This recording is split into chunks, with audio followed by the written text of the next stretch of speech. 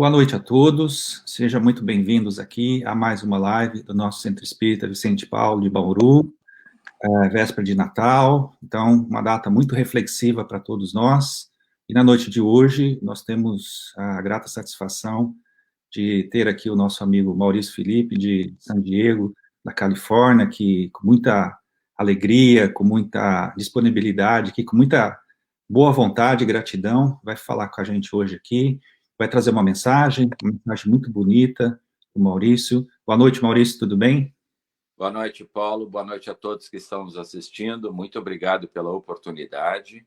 É uma imensa satisfação receber esse convite que o Paulo fez para compartilhar com vocês a história do Quarto Rei Mago, história em que há muitos anos atrás eu escutei da boca de Divaldo Pereira Franco e nunca mais me marcou muito o meu coração. E eu gostaria de compartilhar com vocês a beleza da lenda do Quarto Rei Mago. Muito bom, Maurício. Com certeza o pessoal vai gostar muito. Eu gosto muito, já te falei, o Maurício é um excelente contador de contos, sabe bastante coisa. Menos. Sim, muito bem. Pessoal, então, como sempre, nós vamos fazer a nossa prece inicial, e aí eu passo a palavra para o Maurício, para a nossa reflexão da noite. Então, vamos elevar o nosso pensamento a Jesus, esse nosso irmão maior, nosso amigo de todas as horas, que sempre nos ampara e nos protege, e nessa data tão especial, tão próximo dos nossos corações, sentimos a sua energia, a sua vibração, e rogamos que a espiritualidade possa estar conosco na noite de hoje, nos nossos lares, amparando a todos nós, nossos entes queridos, nossos familiares, desejando também vibrações de muito amor, de muita paz, a todos os nossos irmãos que eventualmente passam por alguma dificuldade no mundo, no momento de reflexão, de profundas reflexões que vivemos com esta pandemia, mas sabemos que estamos sempre amparados pelo amor divino. Amado Mestre, obrigado pela vida, pela oportunidade do aprendizado, e rogamos as tuas bênçãos, o teu amparo para o nosso irmão Maurício, que a espiritualidade possa intuí-lo e ampará-lo na noite de hoje, e possamos refletir na belíssima mensagem que será passada a todos nós. Graças a Deus, que assim seja. Que assim seja. Muito bem. Maurício, fica à vontade, a palavra está com você, vou ficar aqui no backstage, qualquer coisa você me chama, aí a gente volta no final para bater um papo, tá bom? Tá, obrigado, Paulo. Eu que agradeço. Na velha Pérsia, em uma pequena cidade, um jovem poeta sonhava. As tradições ali diziam que um dia chegaria um rei. E ele aguardava o sinal. Era filho do rei da comunidade. Para ele, o mais importante eram os valores do coração, do que as imensas terras palacianas de seu pai. Certa noite, observando o céu coluscante de estrelas, chamou-lhe a atenção que uma entre elas se destacava mais. E a correr como uma criança, adentrando-se nos aposentos do palácio, gritando: meu pai, acabo de receber o sinal. A terra hoje recebe a chegada de um rei. A senectude cansada, os anos difíceis, os cabelos brancos, fizeram com que olhasse para o jovem príncipe e dissesse: como pode sonhar tanto? Esse rei a quem tu te referes sou eu? Ou serás tu assim quando eu partir? E governará o nosso povo com a dignidade, com a justiça? Não, não, não, não, não. O jovem príncipe retrucou. E, abrindo os mapas zodiacais, mostrou a estrela e disse: aqui está a estrela. Ela aponta para algum lugar, porque dela sai uma luz como apontando um caminho. E é para lá que eu vou. Eu me preparei por todos esses anos. Vendi todos os meus tesouros, tudo de valor que eu tinha, e comprei 3 pedras preciosas que eu quero oferecer ao meu rei. A primeira é uma gota de sangue petrificada na gema de um rubi. A segunda é um diamante alvinitante, como a coroa dos reis. E a terceira é uma pérola pálida, como as gemas de Ofir. E eu gostaria de saber quem me seguirá, quem me acompanhará. As dificuldades diárias, as preocupações que nos envolvem desde aquela época, fizeram que dos mais velhos aos mais jovens fossem se retirando pouco a pouco. Diante de um escravo a quem disse: Orontes, acompanhe o meu filho nesta jornada maluca que ele tem, sem sentido, em busca desse rei que não existe. E assim que tu trouxeres de volta, sã e salvo, eu te darei a liberdade. E que vão em paz. Naquele momento em que o pai abraça o jovem príncipe, ele olha para o céu, olha para a estrela e tem um olhar característico de que existe um fundo de verdade e que também acredita. Orontes e o príncipe arrumam toda a caravana, preparam a caravana, compram mantimentos e adentram-se no deserto. Orontes era o escravo, era o exemplo de cuidados. Aquele escravo que gostava de evitar tudo que pudesse dar errado. E ele ia dizendo para o seu mestre durante a jornada que era loucura. Os animais não iam aguentar ir a um determinado ponto no deserto para encontrar 3 reis. Orontes, devemos viajar 15 léguas por dia, pois ao final do 3º dia, em determinado ponto do deserto, num determinado oásis, estará Baltazar, Belchior e Gaspar esperando. E dali vamos encontrar o nosso rei. E seguiram. E quando chegava a noite, ele olhava no mapa, olhava para a estrela, e a estrela apontando o caminho naquele faixo de luz. E ele olhava no mapa e não conhecia aquelas terras. Viajaram dia após dia. E ao final do 3º dia, quando lá chegar, não havia absolutamente ninguém. Orontes ainda gritava: Gaspar, Belchior. E o vento, como gargalhadas, respondia, movendo as dunas de um lado para o outro. O jovem príncipe se ajoelhou, chorou, porque ele havia chegado tarde e os 3 reis magos já haviam partido. Mas ele não desistiu. Seguiram, pegaram os animais e seguiram, caminhando no deserto a chegar a um determinado, aonde o levasse para dar informações, para trazer informações de aonde estariam os 3 reis magos. Onde poderia encontrar o seu rei. E por mais que caminhassem,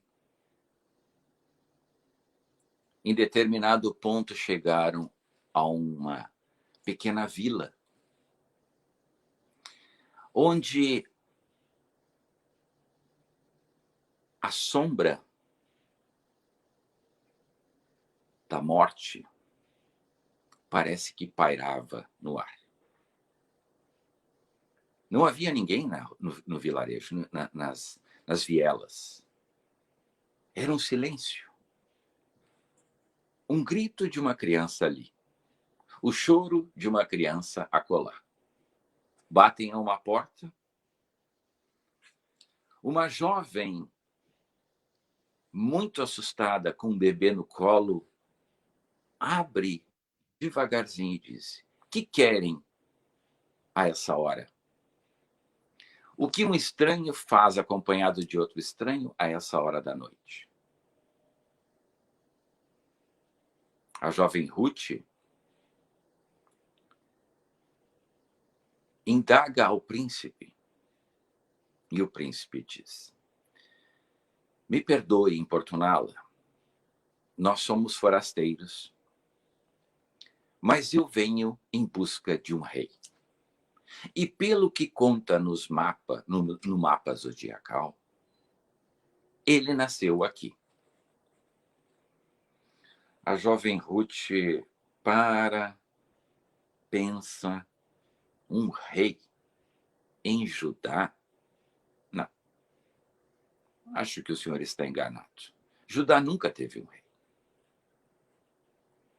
Sim, mas por acaso nos últimos dias não passou por aqui uma mulher santa deixando pegadas luminosas? A jovem Ruth pensou. Sim. Mas eles estiveram com o estalajadeiro e, pelo que me consta, o estalajadeiro é que tem mais informações. E, por acaso, tu sabe onde eles... Ora, para onde eles foram? Foram para o Egito. Para o Egito? Mas é tão longe o Egito. Sim, eles foram para o Egito porque eles fogem saga de Herodes, que mandou matar todos os primogênitos. Neste momento, como o barulho de um trovão, cavalos velozes, com legionários montados com lanças e espadas em punho, adentram-se àquela vila. E naquele momento em que o jovem príncipe vai dar as costas para se retirar, ele pega a criança e coloca perto do seu peito. E no momento em que vai retornar a criança a Ruth, ele se lembra que numa noite muito horrível no palácio, as labaredas ceifaram as 3 vidas da sua esposa, do seu filho e da sua filha. E desde então o jovem príncipe havia entrado num mundo de escuridão, de tristeza, de amargura. Ele sabia que era necessário ultrapassar o vale do sofrimento, o que não seria tarefa fácil, e de se recompor. E para isso ele acreditava que um dia chegaria um rei que traria esse conforto e faria ele se reerguer novamente. No momento em que ele pega a criança e vai dar para Ruth, o jovem capitão legionário levanta a espada para matar a criança, e ele lembra que traz as 3 joias na bolsa amarrada ao peito. Tira uma delas, aquela que gotejava sangue, o rubi, e diz: "Capitão, essa aqui é uma parte da minha riqueza. Eu sei que o capitão apenas vem e faz o seu trabalho sobre ordem de Herodes, cumprindo ordens. Mas eu gostaria de oferecer essa pedra ao capitão apenas para que não visse. O jovem capitão pega a pedra com a espada na garganta do príncipe, olha a pedra, olha para a guarda a que comandava e diz: vamos daqui. Não, aqui não há criança. Neste momento, a jovem Ruth beija suas mãos. Mas o príncipe apenas lembrava-se do seu rei. E partem. Poder ir ao Egito necessitavam comprar mantimentos, comprar mais animais. A viagem seria longa. Para isso, o príncipe sacrifica o diamante. E vão em direção ao Egito. Chegando ao Egito, passam na frente da esfinge e seguem em direção às pirâmides de Quéops, de Quéfren e de Miquerinos. E está diante do faraó e pergunta ao faraó onde poderia encontrar o seu rei. Como pode o faraó saber se na cultura egípcia o rei do faraó seria o deus Amon?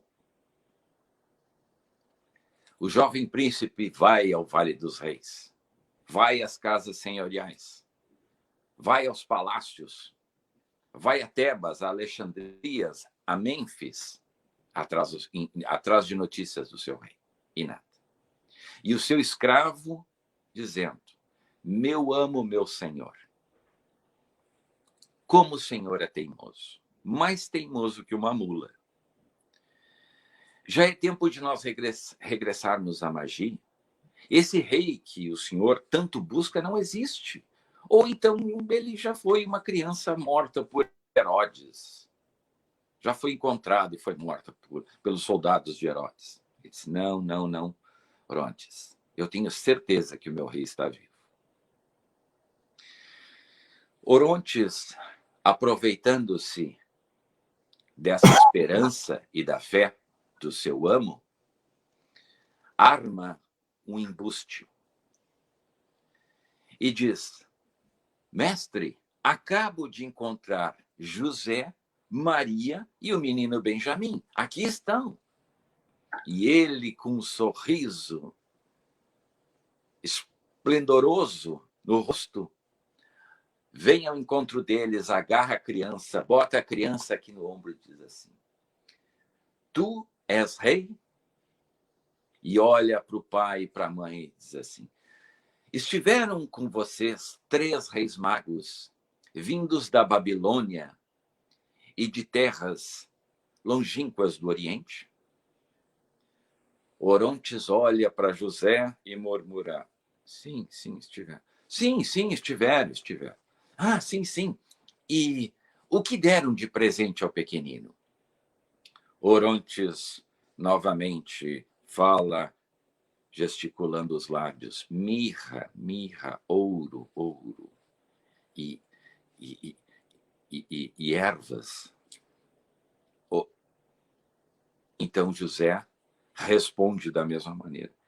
E naquele embuste, o jovem príncipe percebe a armação, pega a criança, devolve aos pais e diz para o escravo: nunca mais faça isso.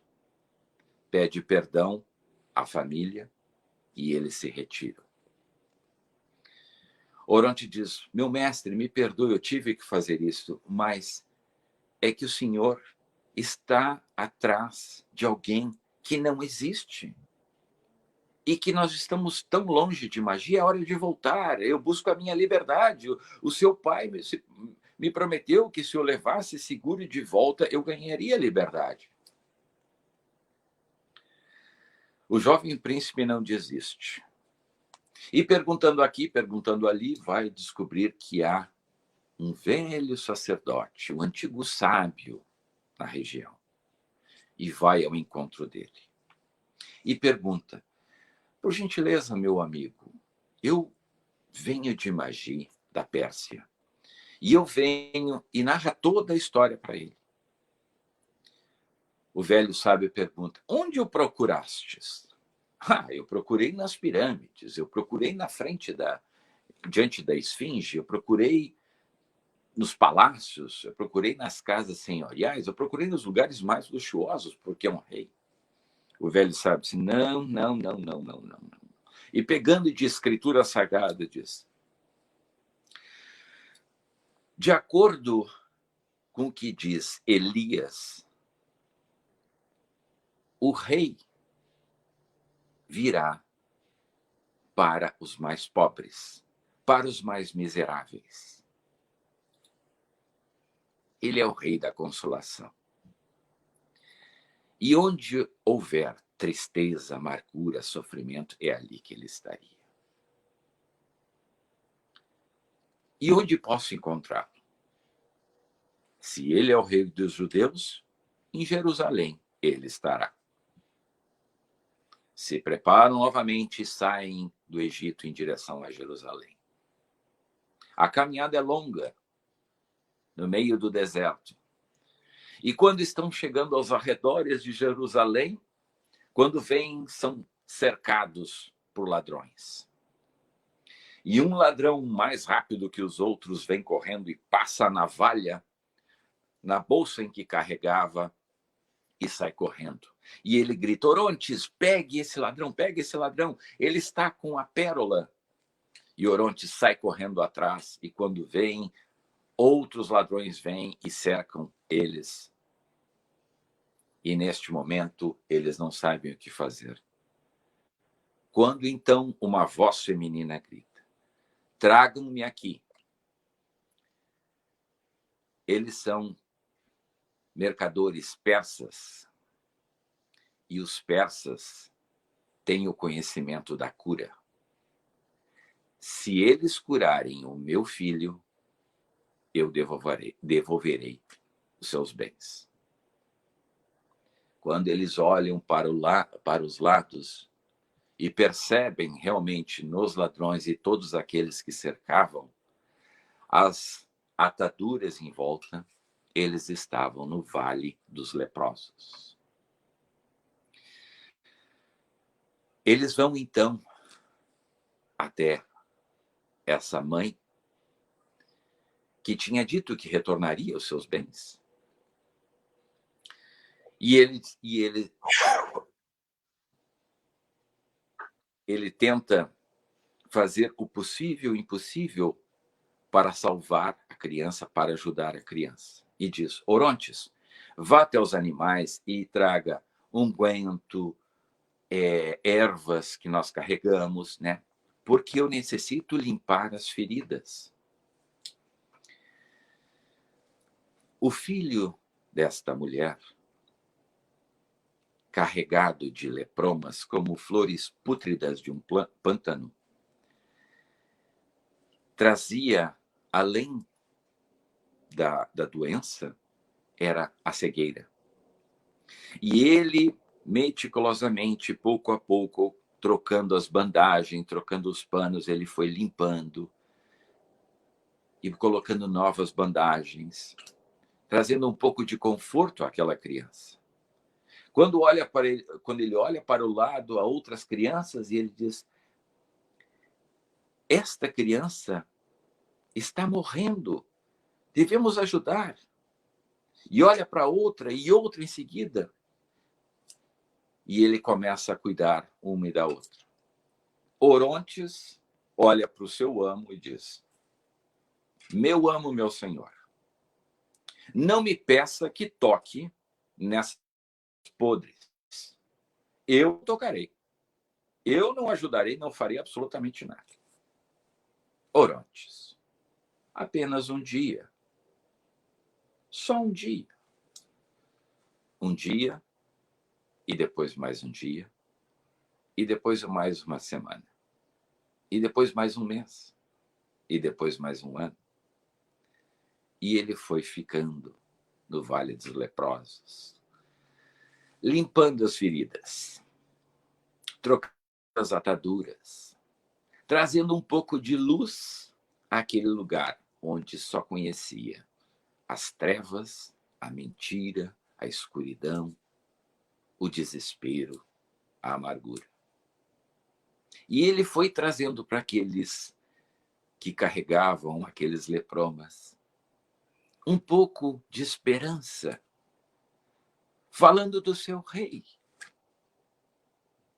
E os anos foram se passando e ele foi se esquecendo do seu rei.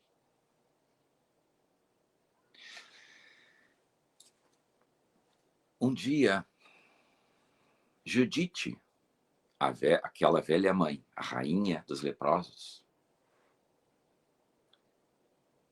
disse: vamos celebrar, vamos aproveitar que você está aqui e no que você precisar, a gente vai te ajudar, porque tu realmente está fazendo um grande bem para nós, está nos trazendo esperança. E ele diz: por que esse lugar poderia ser bem melhor? Por que não plantar, não cultivar, não arar a terra, não criar maneiras com um pouco mais de dignidade de viver?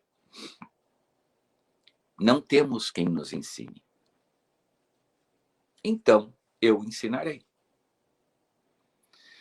A partir daquele momento, começaram a mover as primeiras pedras, os primeiros tocos, e começaram a criar, de maneira muito grotesca,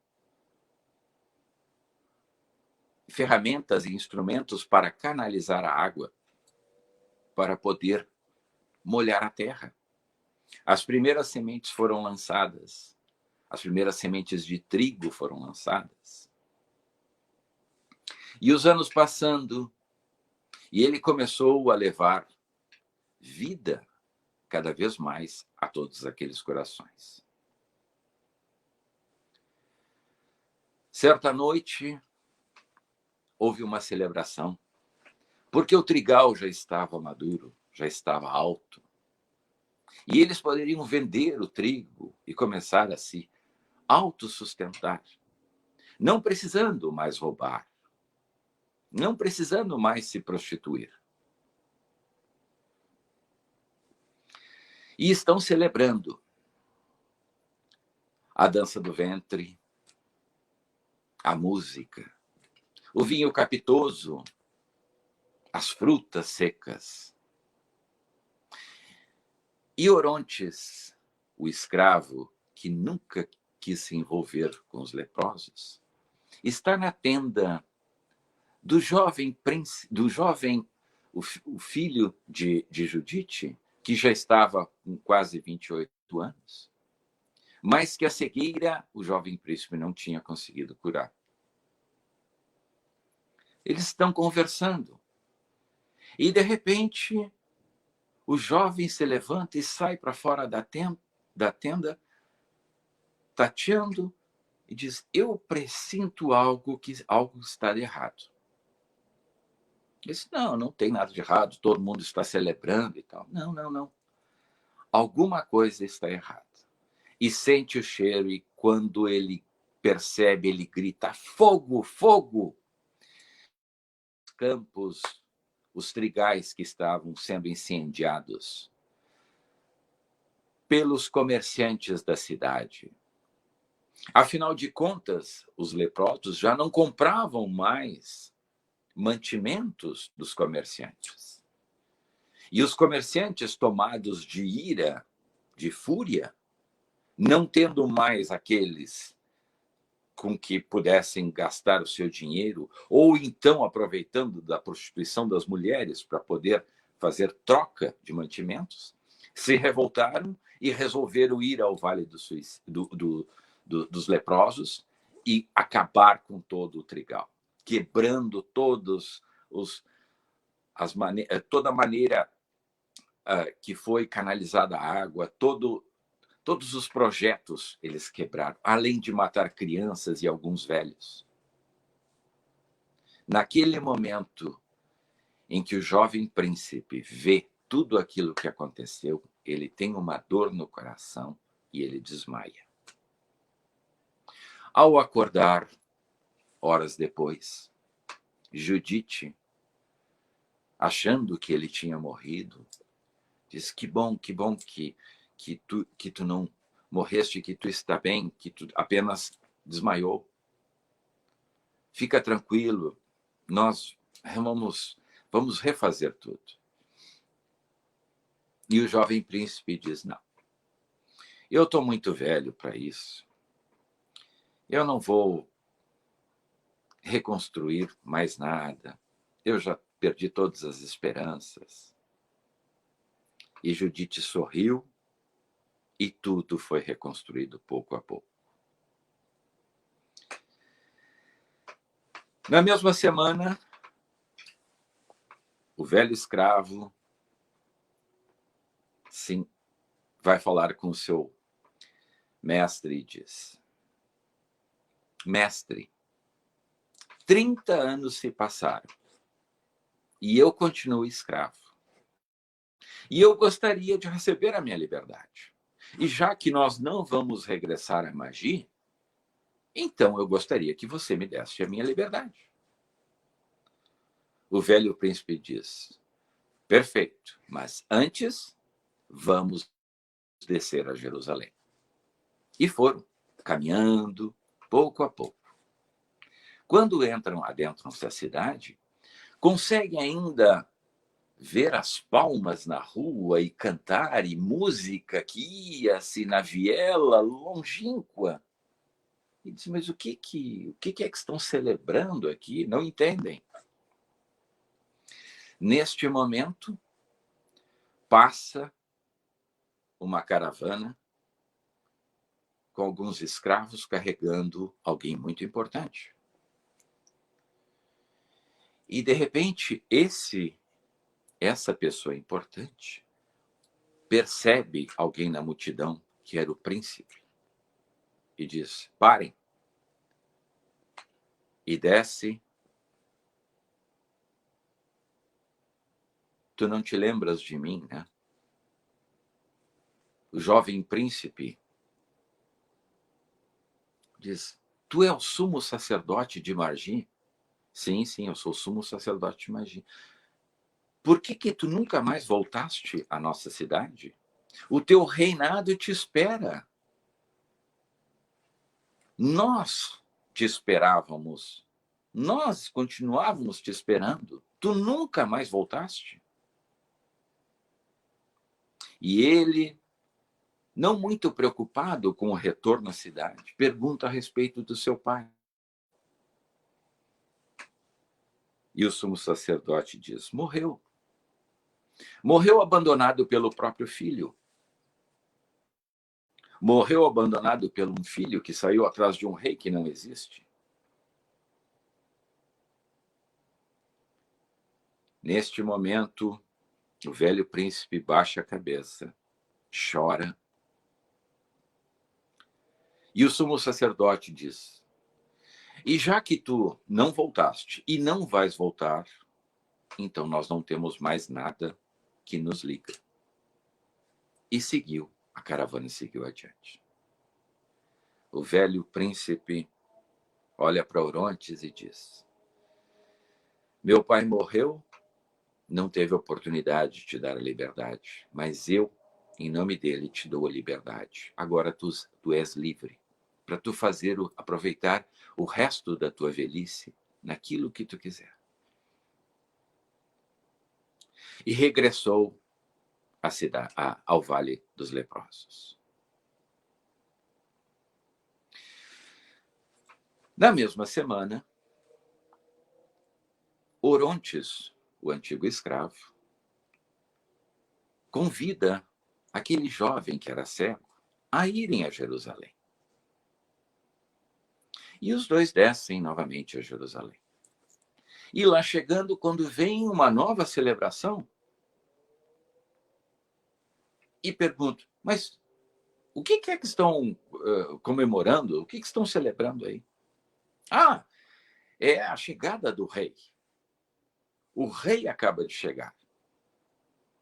Sim, mas é a segunda vez que ele entra na cidade. Mas rei? Que rei é esse? Eu nunca ouvi falar que Jerusalém... O rei dos judeus, o Salvador. E Orontes se lembra que eles se referiam ao rei do seu velho mestre. E neste momento, o jovem cego sai tateando as paredes em direção ao barulho onde estava a multidão, que já se perdia. E Orontes olha para o céu e diz: eu não creio em ti, mas o que eu devo fazer? Quando eu era escravo, eu tinha com quem pensasse por mim. Agora que estou livre, o que eu devo fazer? Devo seguir o jovem ou devo voltar e avisar o meu velho amo? Me ajuda! E ele, então, vai em direção ao Vale dos Leprosos para contar para o seu amo. Quando ele lá chega, Artaban, cuidando do trabalho diário, caridoso que fazia, diz, com o costume de chamar de mestre, diz, mestre, acabo de regressar de Jerusalém e fiquei sabendo que o rei aquele a quem o senhor, desde a saída de Magi, o buscava, acaba de chegar lá pela segunda vez. Artaban olha e diz, mas agora eu estou um trapo, já estou velho, estou um trapo, eu não tenho mais nada para oferecer. Ele não me receberia. E nesse momento, Judite, a velha rainha, coloca a mão dentro de sua roupa, perto do seio, e tira a bolsa que contava pérola, que trazia pérola, e diz, toma, leva para o teu rei. Ela vale um tesouro de um rei. Dá, oferece para ele.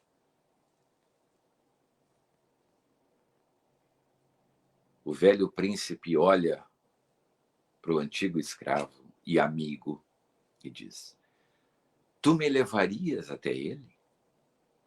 Como teu escravo? Não, Orontes, como meu irmão. E eles descem novamente a Jerusalém.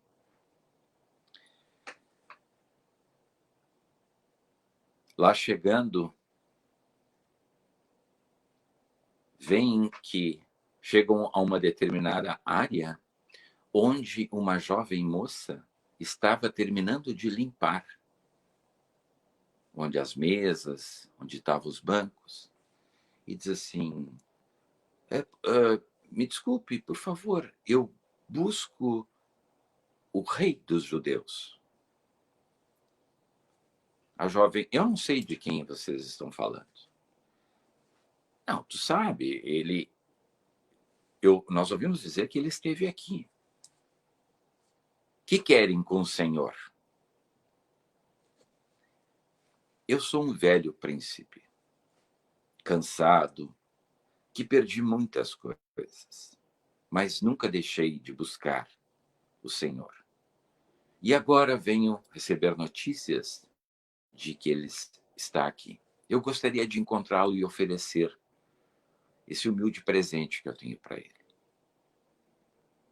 Onde poderia encontrá-lo?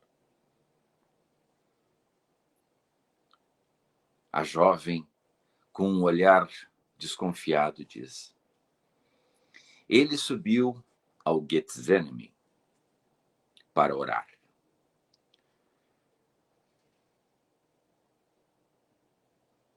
E eles, então, seguem em direção ao Getsemane. Jerusalém respirava uma atmosfera de ódio neste momento. Uma atmosfera de vingança, de desconfiança, de muito ódio, de muito ódio. E Orontes dizia: meu mestre, meu amo, como costume, né, de o chamar, saíamos daqui. A atmosfera é muito pesada. Ele disse: não, mas temos que encontrá-lo. E segue em direção ao monte. Quando em determinada parte do caminho, eles avistam um jovem que trazia um olhar meio atordoado, perdido, confuso. E dizem: por favor, meu amigo, onde poderia encontrar Jesus? Não sei. Sabe sim, tu é um deles. Não, não sei. E o galo cantou. Aquele jovem coloca as mãos no rosto e começa a chorar e diz: ele o sabia. Ele o sabia. Ele disse na ceia que eu o negaria 3 vezes. Ele o sabia. Eu sou amigo dele, eu não tenho coragem de descer a cidade para confrontá-lo. E eles seguem em direção ao monte. Quando lá chegam, já não há mais ninguém. E descem novamente a Jerusalém. Quando descem a Jerusalém, falando com um e com outros, a saber notícias de Jesus, chegam ao palácio, o preposto de Herodes, chegam ao portão do palácio de Pôncio Pilatos. A grade desce e o soldado na frente grita: que queres, velho? Por favor, capitão, eu apenas gostaria de saber notícias de Jesus, de ver Jesus. O jovem capitão dá uma bofetada na cara. Artaban cai no chão e diz: larga-te daqui, velho. Neste momento, o teu rei, quem tu chamas rei, está na frente do verdadeiro rei, Pôncio Pilatos. Esse é que se deve respeito. Artaban consegue ouvir as chicotadas e começa a chorar. E o capitão diz: aí está havendo o coroamento do teu rei. E gargalha, gargalha e gargalha. Neste momento, Artaban tem pela segunda vez a dor no coração e desmaia. O portão se levanta e saem os legionários e vem Jesus carregando a cruz. Passa do lado dele e ele estava desmaiado no momento em que Jesus passou. Quando então estão saindo, próximo a sair da cidade em direção ao monte onde ele será crucificado, Artaban acorda e Oronte diz: meu mestre, eu achei que tinha morrido. E ele: Orontes, onde está Jesus? O levaram, vão crucificá-lo. Orontes, por favor, Orontes, me leve até ele, me leve até ele. Eu tenho que lhe dar a pérola. E saem caminhando com muita dificuldade. E não conseguem completar os últimos 80 metros que separam o portão ao monte da caveira, onde foi levantada as cruzes. E ele consegue apenas escutar o ruído dos cravos rasgando a carne. Consegue ouvir Alguém gemendo quando levantam a cruz e aquele corpo cai. Sustentado apenas por aqueles cravos. Numa cruz de vergonha, como diz Joana de Ângeles. Neste momento, eles voltam para o Vale dos Leprosos. E neste momento em que estão voltando, passa legionários levando uma jovem escrava.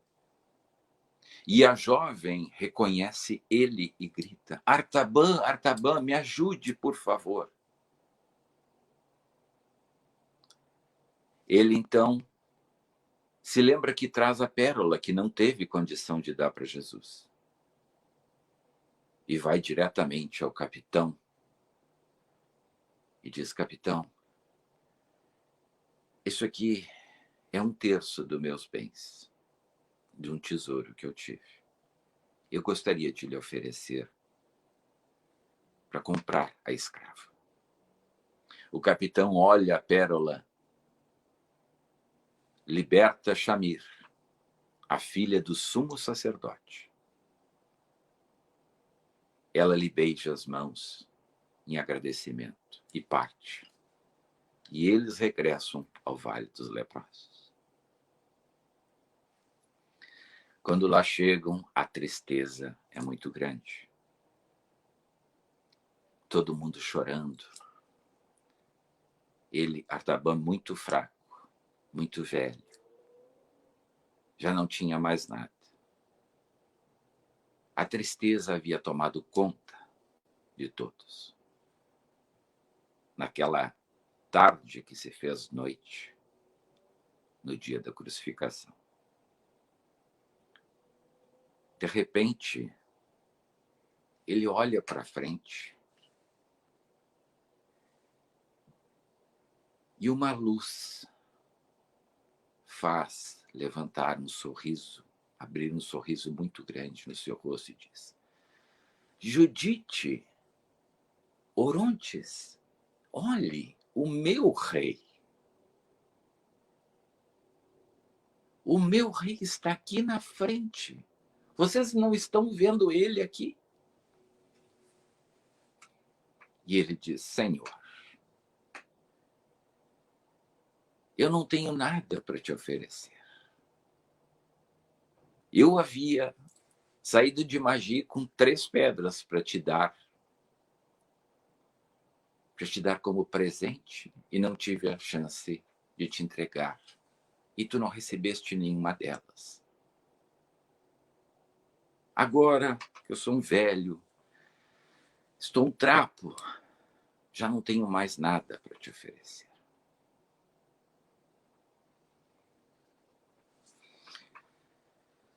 O mestre, Artaban, como que tu pode dizeres que eu não recebi os teus presentes? Eu recebi o rubi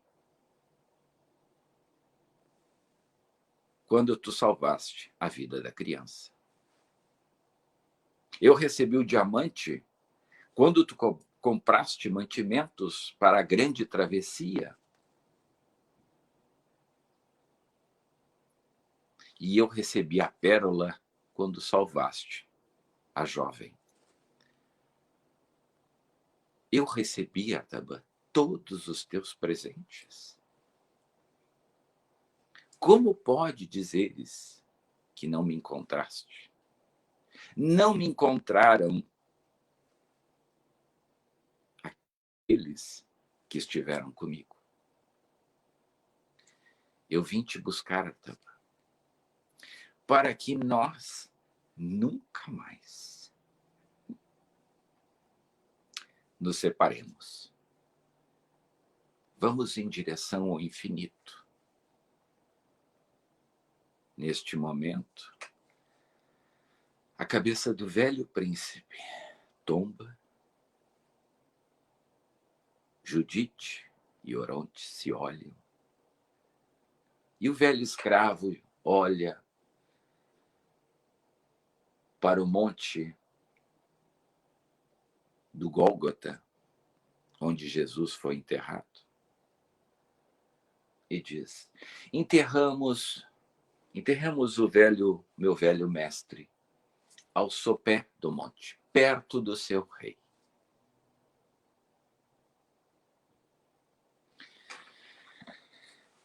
Meus amigos, a lenda do quarto rei mago. O quarto rei mago é a caridade. Pois mostra que por onde passa Jesus, a caridade vem logo atrás.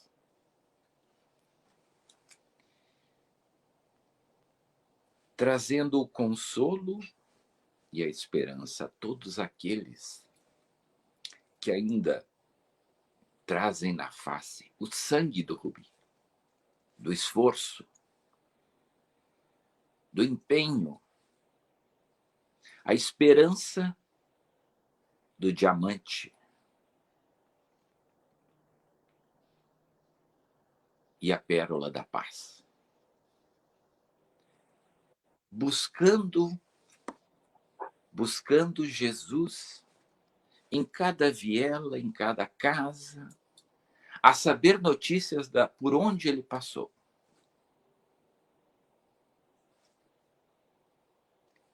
A mensagem do quarto rei mago é para nos incentivar, para nos ajudar como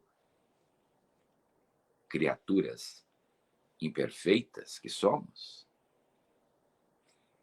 não esperando para que nos tornemos anjos, mas que possamos seguir Jesus a trancos e barrancos, se necessário for, mas sem desistir, carregando as 3 pedras, que a gente possa fazer isso aqui, ou até menos, mas fazer de coração. Então, fica a mensagem do quarto rei mago, essa pequena lenda pérsia, e que cada um possa, na noite de hoje, no dia de amanhã, nas suas celebrações, lembrar desse espírito, que é o exemplo, como Divaldo nos diz, o maior exemplo que Deus pôde nos dar de presente como modelo e guia. Muito obrigado a todos. Paulo, por favor. Muito bom, Maurício. Excelente. Uma linda história, numa noite muito especial que, com certeza, vai tocar o coração de muita gente. Ao meu tocou, certamente, né? E muito bom, Maurício. Muito obrigado mesmo. Algumas pessoas comentaram aqui, a Sueli dizendo que linda explanação, e foi realmente muito bonita, né? E nossa amiga Jane Luiza falando, excelente contador, que foi muito bom mesmo, Maurício. Uma linda reflexão, uma história muito bonita, realmente, né? Para uma data tão especial, né? E para um amigo tão especial que você é, que sabe contar essa história divinamente, né? Eu, por alguns momentos, para um bom observador, eu tive que, às vezes, segurar a respiração, porque a emoção vinha e eu tinha que... porque realmente, às vezes a gente, né, relembra aquelas cenas, aliás, cria essas cenas, né? Uhum. De um tempo tão difícil que era, né, há 2000 anos atrás, né? E que Exato. nós estávamos lá e que, na verdade, né, não demos ouvidos a ele, mas agora a gente ouve, né? Recebeu o convite dele e resolveu aceitar, né? Então... Exato. E estávamos todos, encarnados ou desencarnados, mas estávamos ligados pelo seu magnetismo, né? De certa forma. Tem uma pessoa que mandou uma boa noite, você não deve conhecer, a pessoa aqui. Ah, Weber. Ana Paula também. Carpenter. E, Maurício, tem algumas perguntas aqui. Posso colocar? Aí a Se eu gente... puder responder, né? Eu vou tentar trazer no meu psiquismo, os arquivos do perispírito há 2000 anos, o que eu tinha feito. Coisa Não, boa não era. são perguntas simples. Por exemplo, aqui tem pergunta: podemos dizer que o Natal é uma época de renovação para todas as religiões, inclusive aquelas que não são cristãs? Principalmente, eu vou vou fazer uma breve colocação no que eu aprendi. Eu, eu sempre fui uma pessoa que, mesmo estando dentro da doutrina espírita, eu passava na frente das igrejas evangélicas e não fazia questão nenhuma de entrar, porque não era aquilo que eu acredito ou que eu sigo, mas com respeito e tudo. E tive, às vezes, convites: meu irmão chega, entra aí e tal, né? Eu sou de Porto Alegre, então as pessoas, né, passavam e tal: quer entrar aí, quer participar? Eu digo: não, muito obrigado e tal, tudo bem, mais ou menos conhecendo.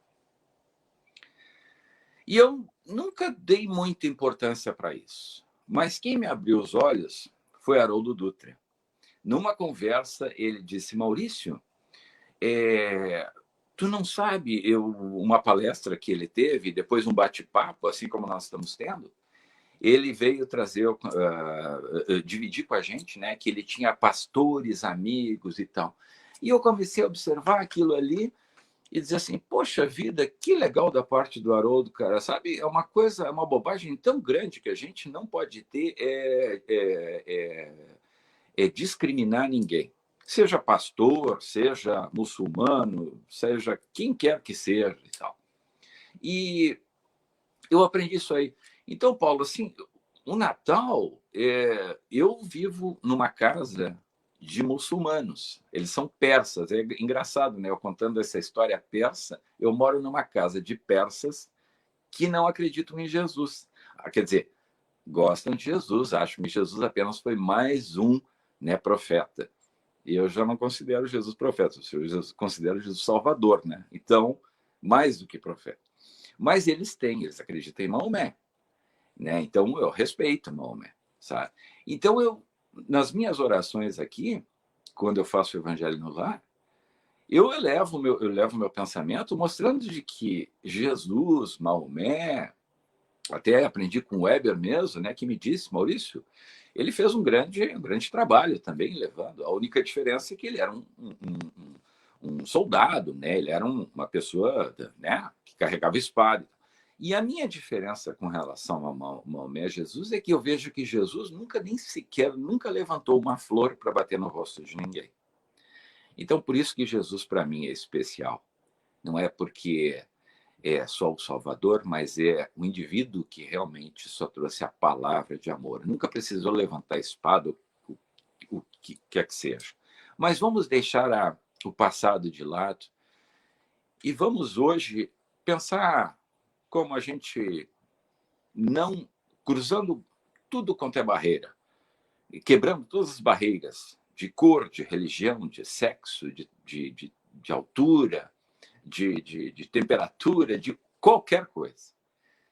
Jesus vive no coração de todos, quer as pessoas gostem ou não, quer os espíritos gostem ou não. Ele está presente. Ele sempre esteve, independente, porque ele já passou pelo que a gente é, né? Então, vamos deixar todas essas diferenças de porque ele não acredita ou ele não acredita. Se Deus fosse se preocupar com quem acredita nele ou não, e o próprio mestre disse que o sol nasce para bons e maus. Então, mediante essa frase,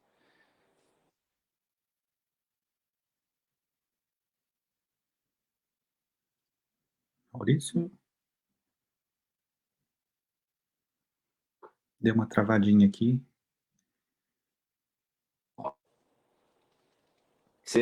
seja muçulmano, não seja, ou acredite, ou seja de outra religião, seja evangélico, seja do candomblé, do espiritismo, da católica, evangélica, protestante, vamos ter certeza de que Jesus está no coração. Se essas pessoas não querem aceitar, a gente respeita, mas a gente sabe, porque os bons espíritos estão nas igrejas, nos templos, não estão só nas casas espíritas. Os bons espíritos estão em todos os lugares.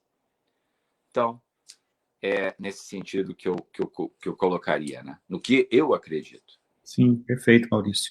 E aí tem outra pergunta que acho que vai mais ou menos ao encontro disso que você falou, né?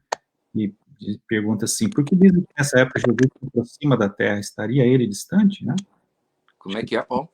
Porque dizem que nessa época Jesus se aproxima da Terra. Estaria ele distante? Não, Jesus. Sabe quem é que se afasta? Nós é que nos afastamos. Ele não se afasta. Sim. Eu vou dar um exemplo mais simples ainda. O nosso anjo guardião. O nosso anjo guardião é um espírito que ele ainda não encontrou, não chegou à perfeição completa. Mas ele é um espírito com uma moralidade muito mais alta, como de um pai para com um filho que nos cuida. Quem é que tem a ousadia de dizer, eu não tenho anjo da guarda, o meu anjo da guarda não existe, não me ajuda? Ele ajuda sim, mas ele não faz o trabalho por nós. Jesus está conosco, mas Jesus, nós caímos, ele estende a mão e diz assim, pega na minha mão que eu te levanto. A gente é que não levanta a mão para segurar na mão dele. Por quê? Porque a gente se acha que nós somos muito capazes, quando nós não somos. Nós somos criaturas extremamente frágeis e, do ponto de vista humano, Jesus é o mestre e nós somos um bebê engatinhando. A distância seria maior, com certeza, mas figuradamente falando. Como é que o Cristo vai querer obrigar a um bebê, que somos nós, o homem, vamos dizer assim, que faça as coisas sensatas e decentes? Ele orienta. Não coloca o dedo na tomada. A gente vai lá e bota o dedo na tomada. E assim por diante. Jesus está 24 horas por dia, 7 dias por semana na vida de todos nós. Quer durante o estado de vigília, quer durante o sono físico. Nós é que temos que pedir. Nós é que temos que levantar o telefone e dizer assim, oi, Jesus, tudo bom? Mas ter uma conversa normal. Porque Jesus não é nenhuma criatura inalcançável. Nós temos que conversar como eu estou conversando com o Paulo. É como se eu dissesse, Paulo, tu pode me ajudar? Olha, eu vou ter uma dificuldade amanhã, eu tenho um teste, tal, não sei o quê, tarará, tu pode me ajudar, tu pode me dar uma orientada e tal. É assim que a gente conversa com Deus, a gente conversa com Jesus. A doutrina espírita, graças a Deus, é uma doutrina sem mistificação. Porque a gente sabe que não é porque Jesus é Jesus que ele não vai sentar do nosso lado. Eu vou dar um exemplo rapidamente, só para concluir. O Dr. Bezerra de Menezes, quase que, muitas e muitas vezes, traz, através do Divaldo, mensagens de consolo. O Dr. Bezerra não desiste. Não desiste. Agora nós perguntamos, onde é que vamos encontrar Bezerra de Menezes? Num hospital? Sentado atrás de uma mesa bonita, com computadores, com secretárias e tudo? Não. Com enfermeiras e tudo? Não. Se eu pudesse desencarnar neste momento e reencarnar e trazer uma foto que fosse para vocês, eu tenho certeza como eu estou aqui falando para vocês, porque eu não vejo os espíritos, não os escuto. Talvez eu só pressinta de vez em quando. Mas a minha fé em cima de Bezerra de Menezes é que o Dr. Bezerra, seja no Natal, seja no Novo, seja quando for, nós, sabe onde o encontraremos? Onde houver onde há lugares onde não há luz, não há água, pobreza, miséria, sujeira, nos piores lugares, Bezerra de Menezes, com a sua equipe, está limpando feridas e tratando. É lá que está Bezerra de Menezes, porque ele é o médico dos pobres. E ele ficou conhecido assim porque ele, espírito, fez e trabalha. Então ele é um trabalhador do Cristo. E Jesus, como diz a lenda do quarto rei mago, não é um rei, dos sacerdotes de Roma, nem nada. Não. Ele é o rei dos leprosos, das prostitutas, ele vivia entre os ladrões, entre os mendigos, mostrando, trazendo dignidade, trazendo amor, trazendo uma palavra de carinho, de incentivo, de esperança, num Deus único. Num mundo, num tempo que era muito difícil, porque existia um poder que nós sabemos que era Roma, que era corrupção em cima do povo, escravos, maltratos, roubo, mentira. E Jesus veio para combater tudo isso e dizer: não, não, o mundo não é formado disso. O mundo é formado de perdão, de esperança, de fé, de determinação, de ter consciência de que quando a gente faz e erra, a gente assumir o erro e dizer assim: bom, pai, eu errei hoje, eu te peço desculpa, porque pedir perdão é muito fácil. Pedir perdão é como dizer assim: pai, olha, passa uma borracha aí, que tá tudo bem, e amanhã eu vou fazer de novo, e aí tá tudo bem. Não, a gente pede desculpa. Eu peço desculpa, eu não peço perdão. Eu ainda estou longe de pedir perdão, eu peço desculpas. Ó, pai, seguinte, me desculpa, eu amanhã, que eu não seja, que eu aprenda a usar a inteligência que tu me deu e que eu procure não recair no mesmo erro. Se eu vou conseguir, meus amigos, isso é totalmente diferente. É uma luta que eu estou fazendo comigo mesmo, não para os outros. Então, não se entregar e jamais ter dúvida, porque o Cristo, seja na dor, seja no amor, em momentos de dor e de amor, ele está sempre conosco. Essa é a minha convicção que eu passo para vocês. Ótimo, Maurício, muito bom, é isso mesmo. Maurício, tem uma última pergunta aqui, que é bem interessante, né, e a gente percebe realmente isso. Pergunta-se assim: por qual motivo muitas pessoas se sentem desanimadas ou tristes nessa época do Natal? É uma coisa interessante porque realmente, às vezes, a gente percebe pessoas se sentem tristes, desanimadas,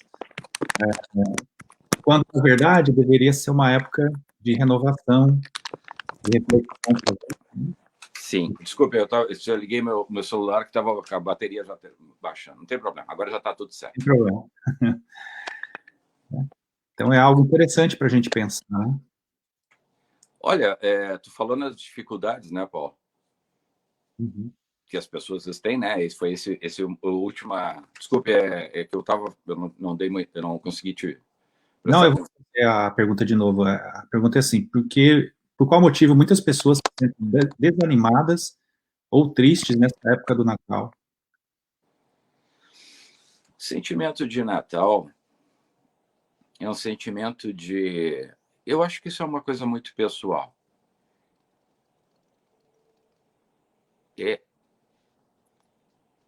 Eu acho que eu particularmente, assim, eu comigo, quando chega o Natal, eu me lembro sempre eu volto no tempo, mas isso é uma coisa que tem em mim, eu volto no tempo, eu volto a 2000 anos atrás. O que eu vejo de não é triste, mas lamentável, da minha parte, como criatura, não como espírito, como criatura, é o tempo em que a gente não ouviu a palavra dele. E os séculos se passaram, e graças à bênção da reencarnação, a gente foi se aperfeiçoando e pouco a pouco tirando esses espinhos, essas arestas que ainda a gente tem muito a tirar. Mas eu fico triste por mim, como criatura, que fui aceitar, levei tempo para aceitar o convite dele. E o que faz, às vezes, a gente se sentir um pouco triste ou para baixo, e às vezes é achar que nós somos, que nós não temos capacidade de vencer, que nós não temos capacidade de dar a volta por cima. Quando a gente tem, eu compartilharia um ensinamento com cada criatura, de criatura para criatura, apenas dizendo que a gente tem que acreditar mais em nós mesmos. A gente tem que acreditar em mais nós mesmos. Porque Deus sabe o nosso potencial. Ele acredita na gente. Tanto que ele nos dá a oportunidade de amanhã, é sexta-feira, e ele vai dizer, olha, amanhã eu vou dar mais um dia para vocês. E eu vou botar o sol raiando de manhã cedo, bonito, ou a chuva para refrescar, enfim. Eu vou dar música através dos pássaros, eu vou dar um ar para vocês respirar. A única coisa que eu quero de vocês é que vocês gostaria, aliás, não é que eu quero, eu gostaria, é que vocês vivam, que vocês se amem. E a gente é teimoso. E às vezes a gente começa o dia bem, e daqui a pouco já muda o nosso humor, e aí a gente já bota os pés pelas mãos, como diz o ditado. A gente tem que procurar ter mais determinação na nossa vida. Não é a quantidade, a qualidade. Por mais simples que a gente tenha uma vida, nós temos que relembrar uma coisa. Os verdadeiros tesouros é guardando no céu. Como diz o Evangelho, onde a ferrugem não destrói, onde os ladrões não atacam. Então, o tesouro é toda e qualquer oportunidade que nós, eu falo eu e falo a todos vocês e todos nós, porque todo mundo é filho do mesmo Pai. Que a gente amanhã possa fazer, não porque é Natal, mas fazer da sexta-feira melhor do que foi a quinta. E fazer do sábado melhor do que foi a sexta. E assim sucessivamente. Se a gente errar, não tem problema. Quando chegar de noite, faz uma prece, ó, pai, ó, pisei na bola. Que amanhã eu possa. Então, acreditar na gente. Acreditar no nosso potencial. Será que eu consigo ser melhor? Consigo, sim. Eu vou fazer força. Nós, espíritas, que seguimos a doutrina espírita, sabemos que há interferências dos irmãos desencarnados. Mas não é uma coisa que eu aprendi dentro da doutrina espírita, é que os espíritos, nós temos que ter compaixão com eles. Nós não temos que brigar com eles ou mandar sair daqui. Sai daqui, porque eles não saem. Já diz no livro dos médiuns várias passagens da época de Kardec, as experiências, que os espíritos mesmo diziam, não saio daqui, eu estou vendo ele fulano, eu sei o que tu está fazendo, eu sei a tua moralidade, e tu não tem moral para me mandar embora. E é assim mesmo. E eu digo, meus amigos, se eu fosse espírito desencarnado, eu diria a mesma coisa numa mesa mediúnica. Eu digo, tu não tem moralidade, eu não vou sair daqui. E eu vou agora lá para tua casa e vou te incomodar. Então, nós temos que acreditar e dizer, quando tiver essas interferências, respira fundo, dá uma volta, se distrai, começa a cantar, começa a dançar, faz qualquer coisa para quebrar o ritmo, dos ataques, às vezes, que a gente recebe. Mas é não desistir.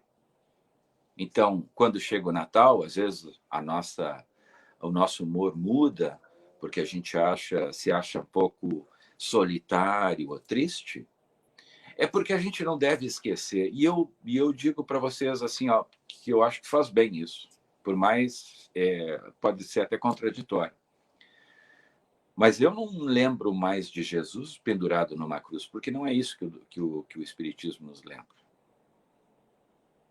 É Jesus quando ressurgiu. É dessa maneira que eu me lembro. Quando ele pede para Tomé tocar nas feridas dele, eu me lembro desse Jesus, não daquele pendurado na cruz. Porque aquele pendurado na cruz é o maior erro que cada criatura que está me ouvindo, incluso eu, cometemos há 2000 anos atrás.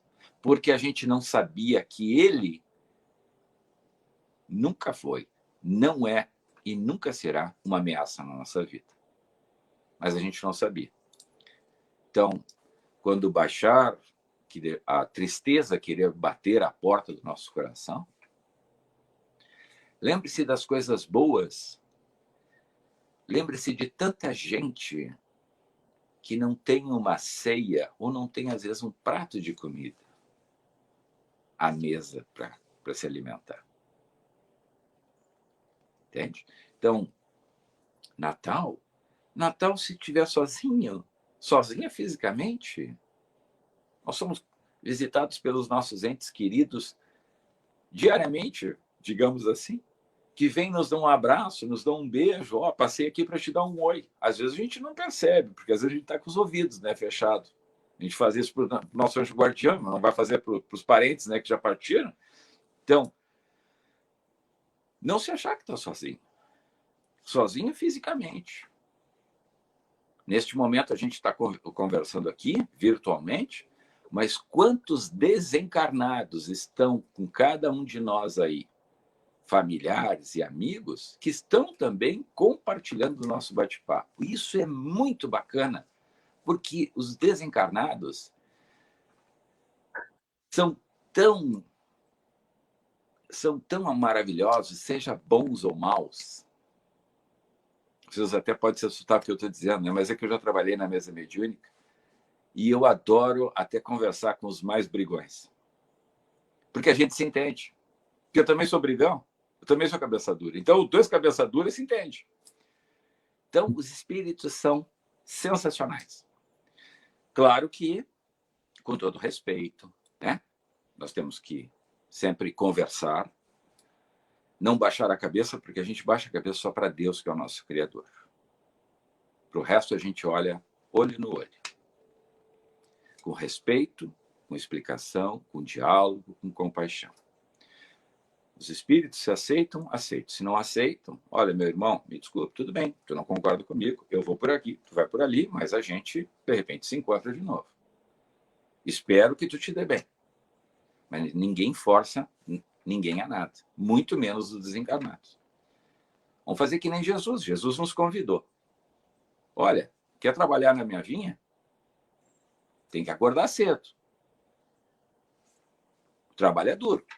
Vai trabalhar de pé no chão, vai pisar nas pedras, não vai pisar em grama macia nem nada. Quer fazer? Quero. Nos primeiros tempos, a gente trabalhou uma horinha ali, já saiu, já foi embora. E queria receber por todo o horário de trabalho. Outra passagem do Evangelho. Então, nós não desistir, não se entregar e pensar sempre de que nós somos afortunados de uma maneira ou de outra. Deus sempre nos dá muitas coisas boas. As dificuldades são experiências. O Espiritismo nos ensina isso. E nós temos que colocar na nossa cabeça. Não é questão de ser, espírita só sofre. Não, não é isso. Nós resgatamos, nós pagamos, tiramos do bolso o dinheiro espiritual e pagamos o débito para aqueles que vêm nos cobrar. Com todo direito. Com todo direito. Não tem nada de errado disso. O legal é a gente conversar com os espíritos a quem devemos dizer assim, vou te pagar tudo. Só te peço uma chance para poder trabalhar e te pagar. E eles ficam nos observando. Então, é os ensinamentos de Divaldo, de Chico Xavier e de tantos outros que é a mais transparente verdade. Não desistir. E a vida é para viver. A vida, aproveitem para beijar seus filhos, para beijar suas mães, para beijar seus pais, os avós, abraça, beija, briga, beija o gato, beija o cachorro, beija todo mundo. Não é porque é Natal, mas é porque estão juntos. Quando a pessoa parte,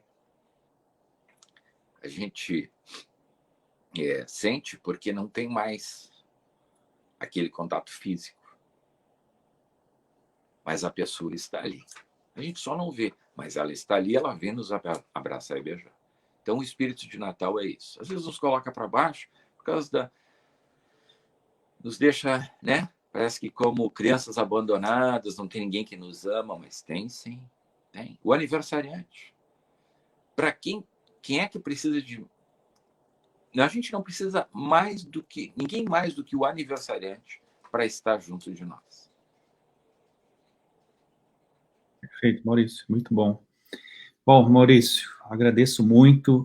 Queria deixar agora para você a palavra final para você fazer alguma consideração final que você deseje e pedir para que você faça a prece final, se você puder, gentilmente, para a gente.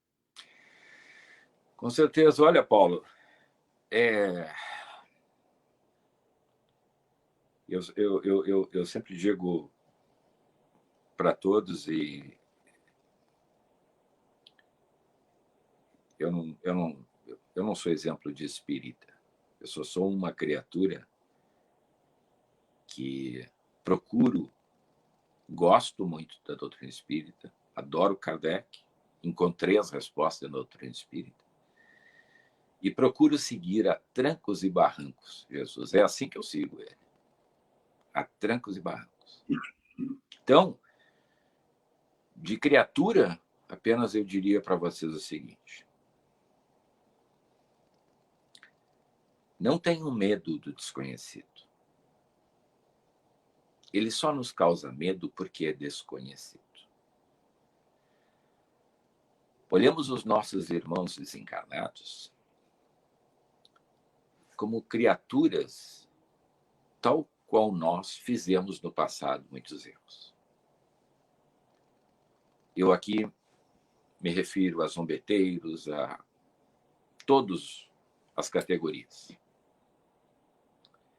Eles fazem porque eles não sabem o que estão fazendo, tal qual nós não sabíamos que fazíamos e fizemos muitas vezes.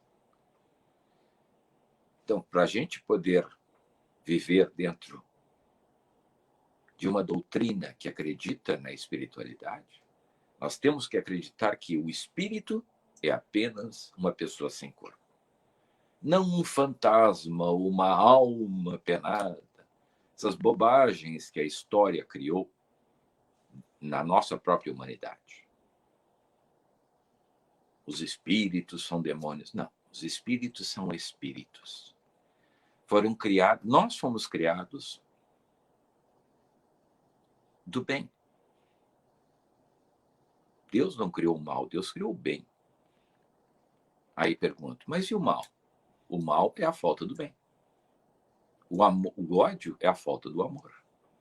Onde não tem uma coisa, outra coisa assume. Então, para que a gente possa entender e aprender, a gente necessita passar, sim. Precisa ser egoísta, a gente precisa ser orgulhoso, a gente precisa ter cobiça, tudo, para a gente aprender, então, que isso não é legal. E aí a gente começa a dosar e a diminuir as doses até dissipar, até fazer sumir. Esse é o processo evolutivo. Então, de criatura para criatura, apenas dizer que ninguém desista. Ninguém jamais tenha dúvida de que Deus não está olhando por nós. Façamos as coisas como a mão direita faz e a mão esquerda não percebe, não pode ver. Façam as coisas, façam o que vocês fizerem. Façam um gesto, ou meio gesto, mas façam de coração. E não digam para ninguém. Os louros da vitória é no céu. Quando a gente chegar no céu, que a gente tenha a bênção e a alegria, tal qual o próprio Bezerra de Menezes teve. Quando, então, no hospital, na pátria espiritual, ele chegou à janela e tinha uma multidão de espíritos, onde ele não conhecia. E a emissária de Maria disse: daqui, Bezerra, ó, todos vieram te receber. Mas eu não conheço, a maioria não. Estes foram parentes ou pessoas na Terra a quem tu ajudou ou parentes daqueles que tu fez. Hoje são gratos a ti. Um cortejo de espíritos.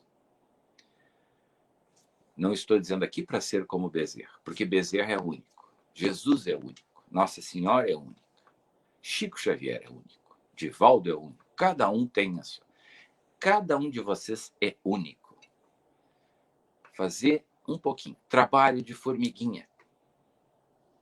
Formiguinha, pouquinho a pouquinho, ela vai levando, se preparando para o inverno. Então, vamos pouquinho a pouquinho levando para nos preparar quando a gente desencarnar, após aquele estado perturbador, que todos sabem do que eu estou falando, que vamos passar, procurar reencontrar e ter a assistência o mais breve possível.